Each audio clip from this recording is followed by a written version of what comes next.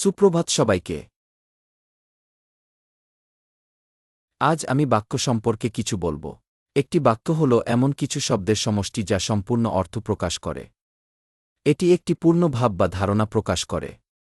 প্রতিটি বাক্য বড় হাতের অক্ষর দিয়ে শুরু হয় এবং একটি পূর্ণচ্ছেদ, প্রশ্নবোধক চিহ্ন বা বিস্ময়বোধক চিহ্ন দিয়ে শেষ হয়। উদাহরণ: আমি একজন ছাত্র। সে খেলছে। তুমি কোথায় যাচ্ছ?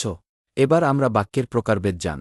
১. বর্ণনামূলক বাক্য অ্যাসার্টিভ সেন্টেন্স, এটি কোনো কিছু জানা। উদাহরণ: সূর্য পূর্ব দিকে ওঠে।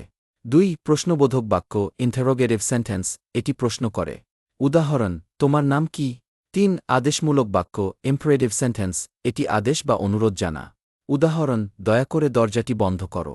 ৪. বিস্ময়সূচক বাক্য এক্সক্লেমেটরি সেন্টেন্স, এটি প্রবল অনুভূতি প্রকাশ করে। উদাহরণ: কি সুন্দর দিন।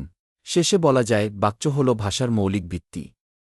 বাক্য ছাড়া আমরা আমাদের ভাব স্পষ্টভাবে প্রকাশ করতে পারি না। তাই ভালোভাবে যোগাযোগ করতে বাক্য শেখা খুবই গুরুত্বপূর্ণ। ধন্যবাদ।